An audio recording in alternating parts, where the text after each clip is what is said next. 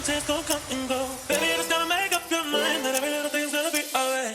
Baby, don't you know all of them tears gon' come and go. Baby, you just gotta make up your mind. We decided we're gonna be alright. Hello, welcome back to my channel, and today I wanted to talk about a not so controversial topic in this political climate, which is climate change, formerly known as global warming.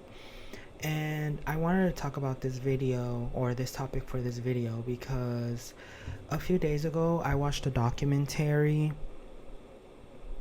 called Seaspiracy from I think 2021, and it was created by Ali Tabrizi.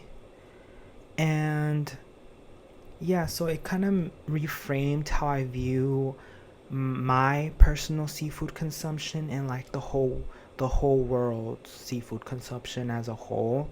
And I know like there's like a lot of videos out there talking about like a lot of the stuff we eat is not sustainable, like the meat industry is also not. There's another documentary on Netflix. I'm interested in watching it, but I haven't watched it yet.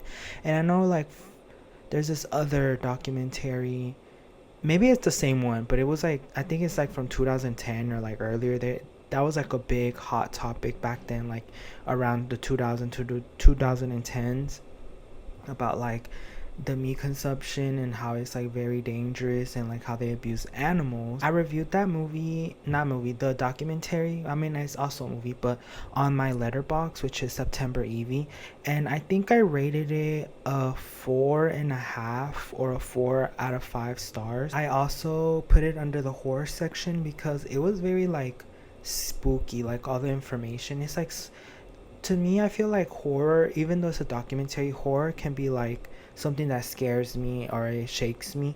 And I feel like this documentary is very like spooky. So I just wanted to talk about how that documentary made me feel. But before that, I wanted to just like give like a summary of like the facts that I've learned watching the document. Not, I was about to say conspiracy, the documentary, the commercial fishing and like our seafood consumption. So I'm gonna just like go down the list and then talk about my personal relationship with seafood in general at the like towards the end, and then also talk about what we can do to help. So some key points from the Seaspiracy documentary from 2021 or 2021. So number one, commercial fishing is the biggest threat to marine life. Contrary to popular belief, plastic straws and pollution are not the main threat to the oceans. Industrial fishing is. The documentary claims that 46% of the Great Pacific Garbage Patch is made up of discarded fishing nets. Plastic straws account for less than 1% of the ocean plastic pollution. When they said that in the documentary, I was like, so basically us recycling like you know how regular people recycle in their everyday lives to help the world, the earth. The media and like the marketing aspect of like commercials always tell us like, oh, donate to help pollution and only use reusable straws. And in this documentary, it literally only accounts to less than 1%.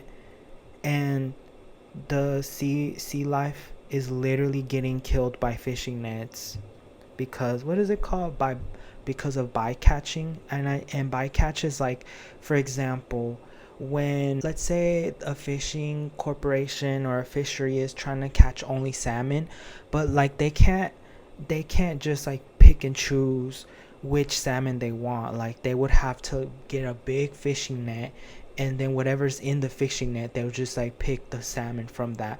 But then the bycatch would be like sharks, which I learned, oh my god, hold on, I'll get into that, but that was the first thing. So then this goes into the second point. Overfishing is depleting fish population. The world's ocean could be virtually fishless by 2048, based on a 2006 study cited in the film, and this claim is widely contested today. Bycatch, I was talking about that earlier. So bycatch includes 300,000 whales and dolphins, 50 million sharks, and thousands of sea turtles every year. As I was saying about the bycatch, like you can't pick and choose like what fish you catch in the net. And then we need, like, in the ecosystem, or the ecosystem of the ocean, there's like levels, like the predators are like at the very top, and they help the overpopulation of like the ecosystem from like the lower levels of the fishes. But like, since humans are also competing for these fishes, which are, I think they're like in the mid tier of this, because like at the very bottom is like algae and like plants and stuff. But the predators help like overpopulation, but since we're also killing the predators, this kind of like makes an imbalance in the ecosystem of the oceans, which this also causes global warming, and I'll get to that later. But yes, bycatches. And so like, we're basically killing whales, dolphins, sharks, and turtles every year, and it's not with plastic straws, it's literally the nets. Number 3, marine stewardships and sustainable quotes labels are questionable. The film criticizes organizations like the Marine Stewardship Council (MSC) and Dolphin Safe Tuna, claims that sustainable seafood labels can't guarantee no dolphin or whale bycatch, suggests corruption and lack of transparency. Critiques argue that portrayal is misleading. The MSC responded saying their work is grounded in science and independent auditing. So what this means is, in the documentary, they basically say that, like, for example, Dolphin Safe Tuna, like if you go to the store, some of the tuna say like no dolphins were harmed while getting this tuna.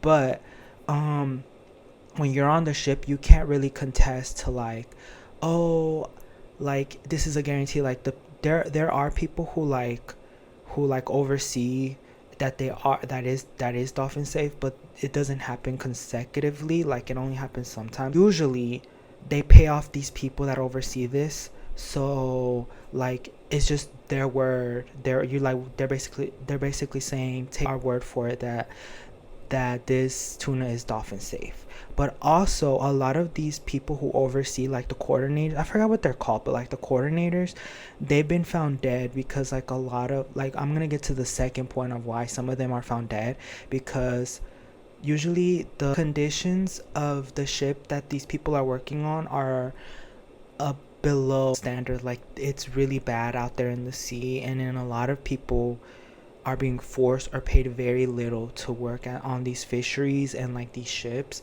But anyways, like when like a coordinator or like the people who oversee like that is like sea life, like dolphin, shark, whatever, safe, sometimes they get killed, and they talk about that in the documentary, which is very, very scary. So my 4th point is slavery and human rights abuses in the fishing industry. The film reveals how some fishing boats, especially in Thailand, rely on slave labor. Fishermen are reportedly held captive and forced to work in brutal conditions. And this source is cited by the Environmental Justice Foundation, The Guardian, 2014. So yes, they interview a lot of the Thai fishermen who were actually slaves, that they were in these conditions for several months and they escaped. The fisheries or whatever, they follow them, and then like they keep tabs on them so they don't talk about the conditions, and some of them are found like murdered and killed.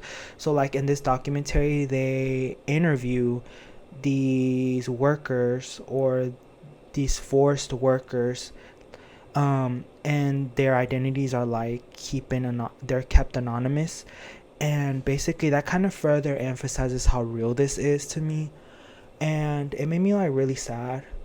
It made me like really sad because like they're literally forced just to like get these fish for us, and then like it's not even a guarantee that the tuna or like the salmon or like whatever fish you get is, what's it called, it's like it doesn't use human labor, like slave labor, and also it is not guaranteed that it's like dolphin safe or shark safe. And contrary to belief, I'm scared of sharks, but like I don't want them to get murdered if it's not like absolutely necessary, which Astrid, I don't think you should murder sharks at all. It's just I feel like the asterisk is like necessary. Is like, let's say you're getting attacked, but then also shark attacks are very rare. Like I think in the documentary, don't quote me, but I think it's like less than 10 a year, which is not a lot in the grand scheme of things. And then sharks are also, they also don't attack unless they're provoked or they're scared. Usually sharks mind their business. So I feel like in that sense, like let's say you're fighting for your life, then I guess I feel like killing a shark is like for your own survival. Like that's, I feel like that's the only way I could see that it's not like animal abuse. But also I don't really like going in the ocean. Like when I go to the beach, I literally only dip my like feet all the way to like my ankles because I'm scared of the ocean. I'm sorry, like I'd rather be on land or in the sand. But after learning about like the human rights violations, I was like, that is fucked up, and that also may turn me off of fish even more. And also, this is sourced by Naylor, ETAL period comma 2021. And okay, so the one of the final points, it says the film advocates for plant-based diet. So director Ali Tabrizi concludes that the only way to save the oceans is to stop eating fish entirely. The film criticizes celebrity chefs, environmental NGOs, and even government policies for ignoring the impact of the fishing industry. So these are some of the controversies and criticism. Scientific accuracy. The 2048 claim has been reevaluated. Co-author Boris Worm said it's an oversimplification. Some experts feel the film oversimplifies complex issues and promotes fear over nuance. Balance and solutions. Critics say the film ignores indigenous fishing communities and sustainable small-scale fisheries. Overfishing is a real issue, but the idea that all fishing is bad is seen as extreme. Rebuttals. Read critiques from National Geographic, The Guardian, and MSC for fuller picture. And I will link some of the credible references in the description. Now that we got that out of the way, I do understand that like this could be an oversimplification. I think in the that's why like the rebuttals kind of don't make sense to me, because in the documentary they also talk about how like he's not really against small like smaller fisheries, like they're like for indigenous people or like smaller communities, because he does touch upon like this community in Africa. I don't remember what community it is, but it is in Africa, and they're currently experiencing hunger and starvation. So like when they were, because there's like these boats that defend wildlife that go all around the world, basically stopping the overfishing of almost extinct animals. And also this video talks about how a lot of like these whales, dolphins, and sharks are nearing extinction because of bycatch. And basically they were saying this community, like they go on their little canoes and they basically go in the dangerous waters just so like see if like any of these ships will give them some like free fish or food, just so they don't starve and die, because the fisheries have taken over the sea where they would like provide fish for their community. So now it's like these corporations taking over their sea, and then their sea spot like where their community is, and it's like preventing them from them getting their food for their community, because it's going to these corporations or these fisheries instead, these larger fisheries. And basically it's like this is a consequence of big fisheries, like they're negatively impacting these smaller communities. And like also their mortality rate for these communities like is way higher. I think it says like 10 times higher now, because like they're starving, they can't get food. So I'm like, I feel like they did touch upon smaller fisheries like this community where they fish just for their community, and I feel like that's okay, because like they're doing it for survival for their community, and it's like just in that little region, that little community. And in the video or the documentary, they show like these two guys on a boat. Like the boats are really really small compared to the big ships and the fisheries. And then also like the defenders they're trying to stop the bigger fisheries basically. And then it's just like so sad because you see this small little boat, and they can't speak English, so they're just like signaling with their mouth that if they have any food, and it's just like really sad. So I feel like that's a consequence, and I feel like they do touch upon like smaller fisheries.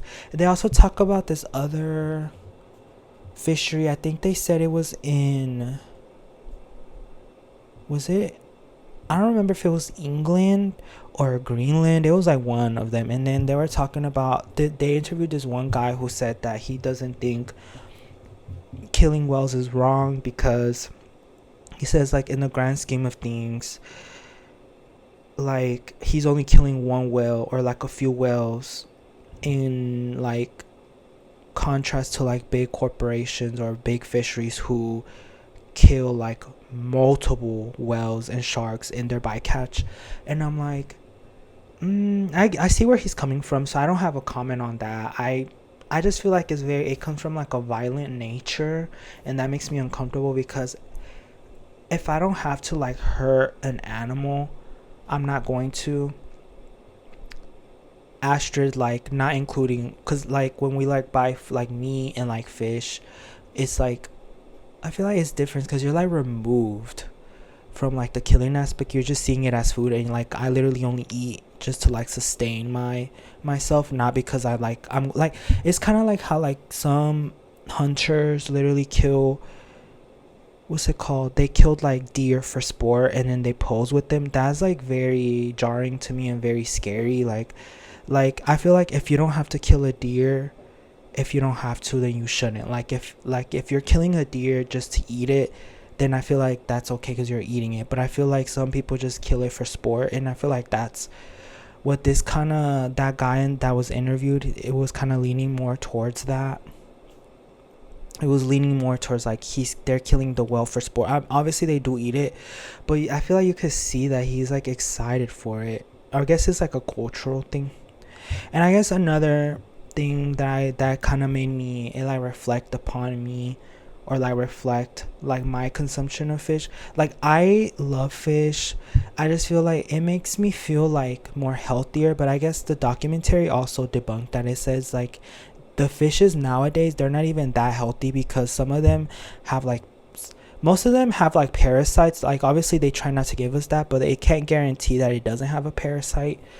Or like they're like deteriorating. They have like sea lice, and sea lice is basically like, I like went down a rabbit hole on TikTok, and sea lice are basically like small little jellyfish. They're very microscopic, but like they sting you so much and they cause a rash, and then like in the sea they like kill the fish slowly basically. And it's not like our lice, like human lice, but it's like so small, but they're basically like jellyfishes. And like in these fish, like they also talk about like farming fish, like, and it's sustainable because it's like in just one location, and they grow their own fish just to kill them.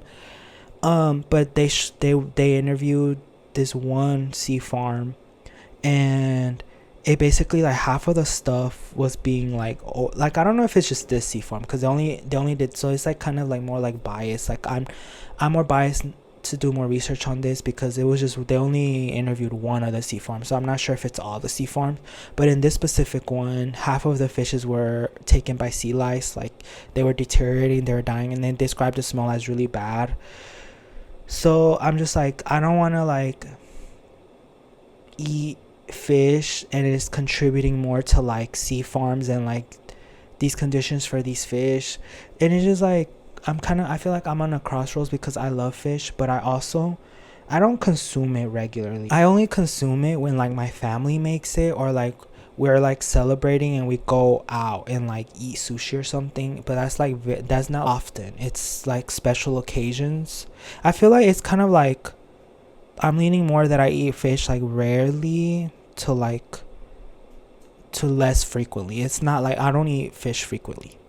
But this documentary did make me more conscious of the fish that I'm eating, and also do more research if I ever go out of my way to buy my own fish, because usually when I eat fish, it's just like in a family setting. Like my family bought it just to make it for everyone, but it's not like often. But in this household we do eat fish. But this made me want to not eat fish. But it also raises the argument within myself, like I wanna, like, if I truly could afford the vegan lifestyle, because like vegan stuff is like more expensive, having something be animal cruelty free and then plant-based, I don't know why in this country, I live in the US, they like charge more for that. Like in my mind, it's like if you're making you're making food that's not meat, shouldn't that be like cost less money, because it's just like plant, I don't know, but it's like overpriced here. Okay, so final closing statements. Watching Seaspiracy honestly shook me. It made me realize how disconnected we are from what's really happening in the ocean. And I'm not here to tell you to never eat fish again. I'm just saying, be aware. Question where your food comes from. Support organizations that fight for ocean conservation transparently, not just with a pretty label. If you can, reduce your seafood consumption. Try plant-based meal here and there, and talk to your friends about it. Even sharing this video helps. At the end of the day, the ocean isn't some distant thing. It's connected to everything: our climate, our food, our survival. So if we care about our future, we gotta care about the sea. Also, this reminded me something that they said in the documentary before I finished the video. It said the oceans are our greatest carbon sink, which means that the ocean absorbs most of our carbon emissions, which, you know, if there's less carbon emission, our climate is gonna stabilize more.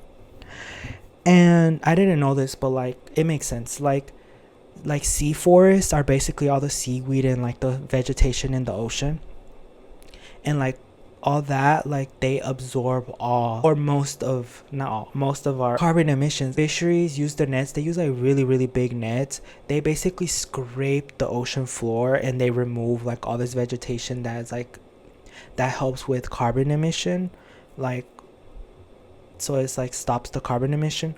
But like when there's more like fisheries, they're gonna keep like deteriorating, and like basically it's like deforestation in the ocean. So there's gonna be no more like vegetation in the oceans to like absorb the carbon emission.